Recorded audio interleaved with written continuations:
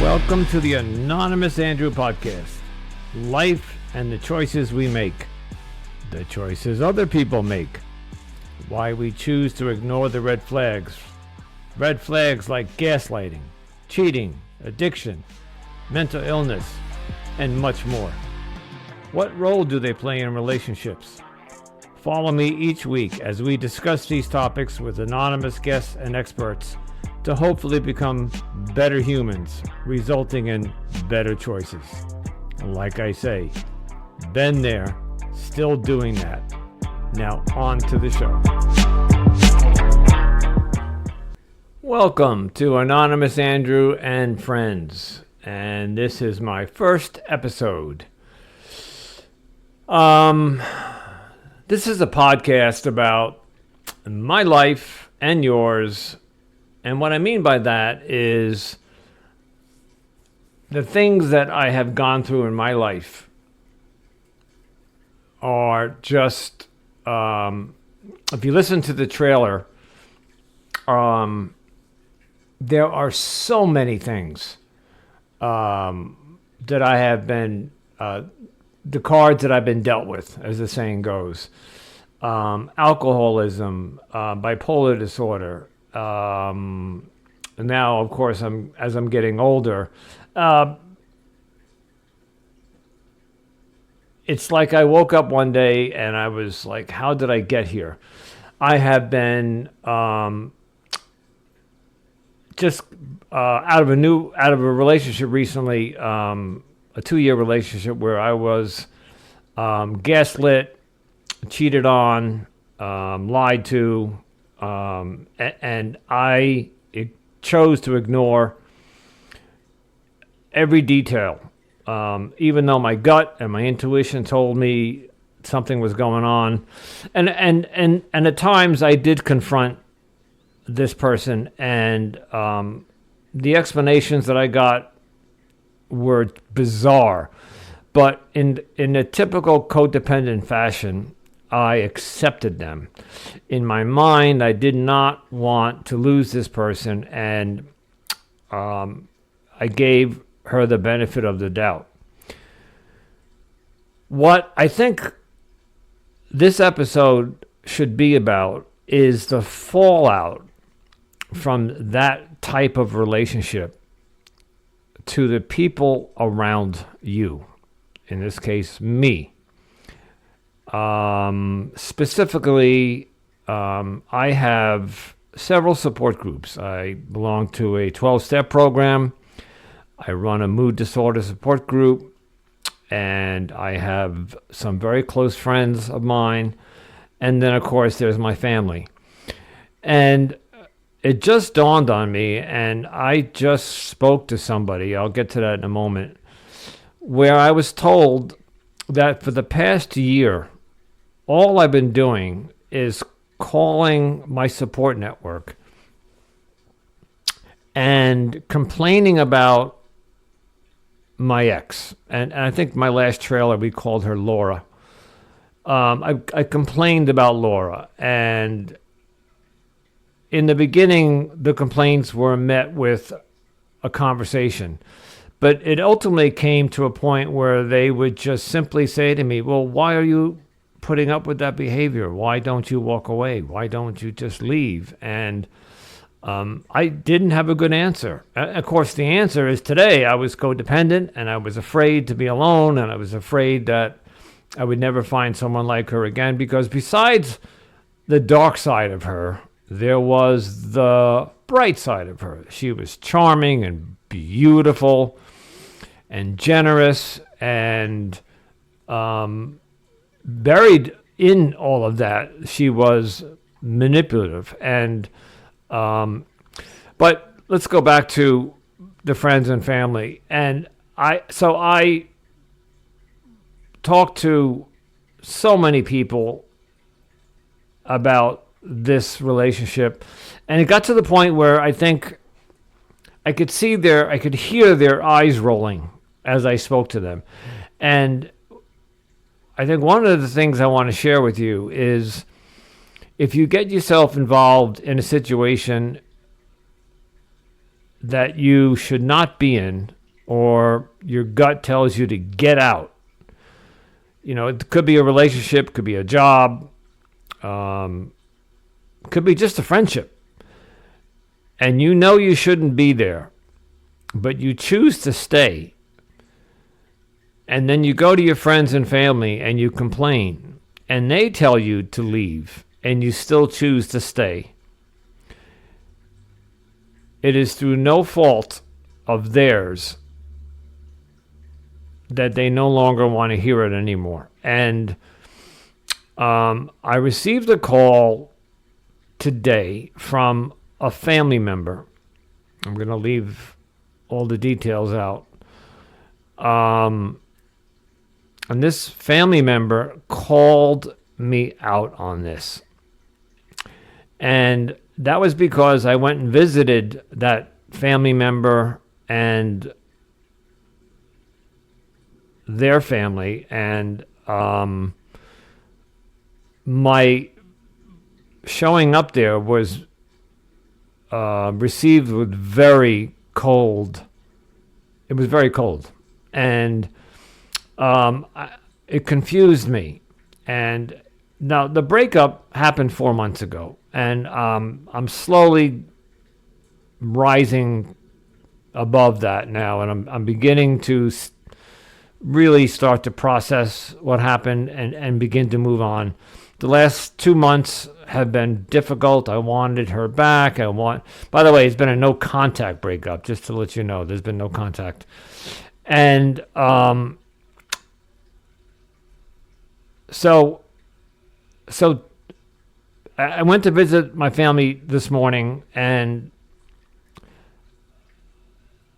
I was confused because it seemed like I was the black sheep once again. And listen, I grew up the black sheep of the family. I am one of four. I am the oldest. I am the only son, and I have 3 younger sisters. And because I got involved with drugs and alcohol, and I rebelled against my family growing up. I was brought up, I guess the saying is, with a silver spoon in your mouth. I had a good upbringing. My father was a doctor, and I went to good schools, but I didn't know at the time how good I had it, and I just chose to go run with the wrong crowd. And I said this in the trailer. What I'm telling you, and the problems and the topics and the things we're going to discuss in this podcast are not unique. A lot of people are born into good families and become rebels, and they turn against the machine. But in my case, it's the fallout that I now have to deal with. And so this phone call I just got a little while ago from somebody in the family, they felt as if it was time. And I'm guessing the family got together and said somebody has to call him and tell him that he's doing A, B, and C. You know what A, B, and C was?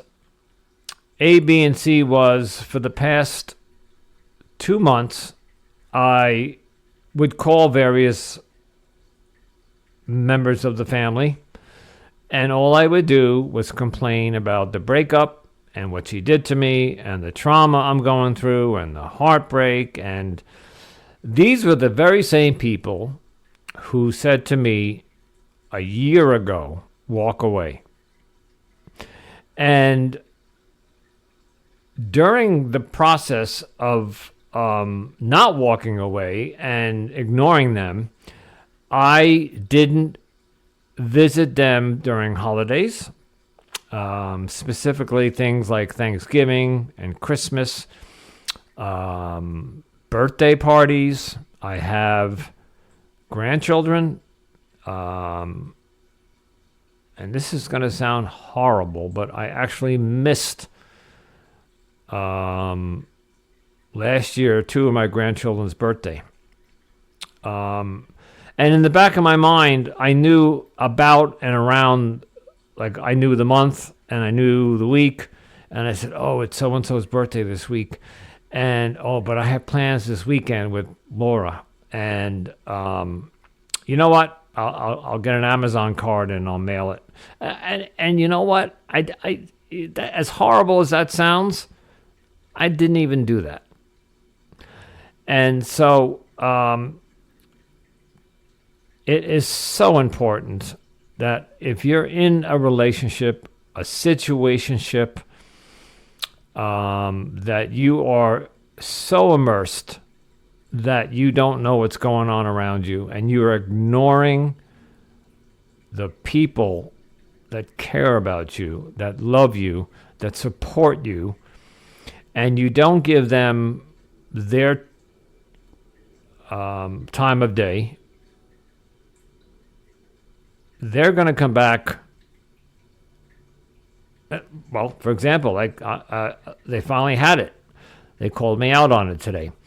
And, you know, I was sitting a little while ago. I uploaded my trailer for the podcast. I'm excited. And I sat down to start producing the next episode. I wanted to talk about, start writing about what's my next topic. And we're going to be having guests, and I'm looking for a co-host, and so forth. So I began to think about, you know, producing the next episode and what topic, and that's when the phone call came. So I literally just hung up the phone with this relative, and it was a no-brainer. I said, that's my next episode. In the beginning trailer, I talk about everything that was dealt to me. And I'm not... Listen, we're all in life. It's life on life's terms, and it's how we choose to deal with what's dealt to us.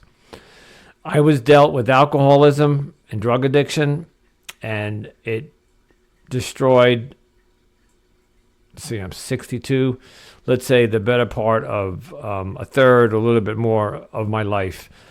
I was dealt with bipolar disorder, and I was treated very early on, and then I chose to go off the medications, and that had complications. That had repercussions.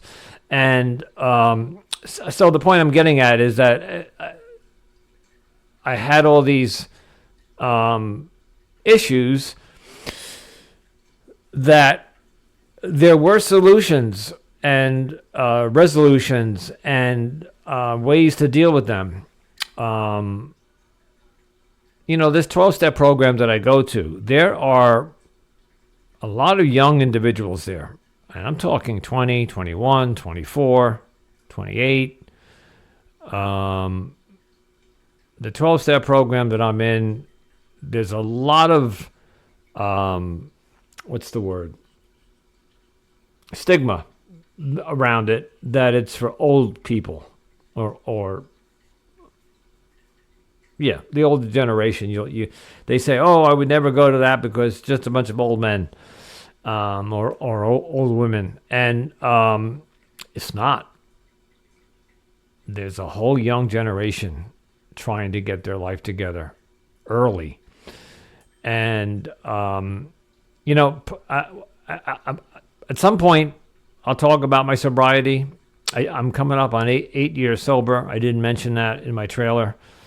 But I did have some sober time back in 1990. I think it was 92 to 97 or 98. I had about 5 years sober. So I did, in my 30s, tackle the alcoholism. But then something happened. And instead of following the 12 steps principles and traditions, I chose to walk away thinking that I had this disease licked. So I don't want to get into my qualification of that now. We'll save that for another day.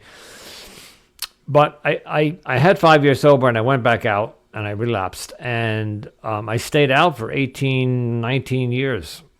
I didn't get sober until the year 2015. So a lot of damage, collateral damage, was done during that time. And, you know, in the 12 steps, we're told to make amends. You know, we have to apologize or tell the people that we hurt during our addiction, we're sorry, and we make amends. And I did that back in the 90s with the people that I hurt back then. When I went out and relapsed, I had to do it all over again because there was another 18 years of destruction and collateral damage. I'm not laughing. I'm embarrassed. Oh boy. So, listen, I'm still taking in this phone call I just got. You know, I said something in the trailer also about narcissism. I said, I'm everything but a narcissist. And this phone call I just got, the person said to me, you're so self-absorbed. Everything's about you. And I said to this person, can you give me an example? They said, yes, when you would call us, and sometimes it was just to check in. Sometimes you would want to make plans to come visit. Now, they live near me, but it's about an hour drive. So I can't just pop in there. Of course, I'd have to call and say, hey, can I come up this Saturday? Blah, blah, blah. And I'm on the phone with them, and instead of saying, hey, are you free Saturday? I'd like to come visit, I would get into what was going on in my head. And I was using my family to talk about my trauma, my depression, what I was going through during the breakup. And instead of asking, how are you doing? I'm talking about family members that also have their own problems. And apparently, I never stopped and said, hey, how are you doing? Tell me about you. How's your job? How's your wife? How's the new house? I didn't stop and ask. It was all about me. You know, I feel like I'm in a confession booth here in a church. But this podcast is going to be an audio journal from time to time. You know, journaling is very good for the soul, very good for the mind, and I do journal. But I have, number one, terrible handwriting, and number two, when I journal at night sometimes, I will write one page, and it's kind of scribbled out. I did talk in the last episode about some documents that I found from 30 years ago. Back then, I used to type my journals out and short stories. They're obviously easier to read and more legible because they're typed out. But recently I became lazy, and instead of typing out my thoughts, I journal them. And you become lazy sometimes. You just jot down certain things. So and I'm not going to do this often, but I think from time to time, I need to get out my thoughts out of my head, come clean about my behavior, and talk about everything I just talked about. And I'm doing that because if you're stuck in a situation, and I use the word stuck, I guess, loosely, in a relationship, at a job, whatever it is, and you're ignoring your support network, your friends, your family, your coworkers, your support groups, or and let's say you belong to a hiking club, and they may not be your friends, but they're your once or twice a month group you meet up with or something. If you're ignoring them, or if you're not ignoring them, but you're just, when you talk to them, you're just complaining about the drama going on in your life, they get tired of it. They get bored of it. And if they offer advice or feedback and you choose to ignore that, and then in 3 months, 4 months, 6 months, your life implodes, or in this case, explodes, it's nobody's fault but your own. Well, I'm going to keep this in the eye. It's my fault. So, all right, folks. You know what? A couple of quick things. I did open up an Instagram account, and I'm working on a website page. So I'll put everything in the show notes. This is a slow build, but I'm gonna push this episode up in the next day or so. But there's no better way to get to know me and what I want to try to accomplish here than me coming on here and doing an audio journal like this. This is exactly what I'm trying to do, is show the people out there who are in my shoes, traveling the path that I'm on, the mistakes that I have made and still making. And if I could do anything and help any of you not go down the same path and save some of the pain and anguish, I'm hurting inside right now for what I did to my family. So, okay, friends. I think you get the idea. I hope that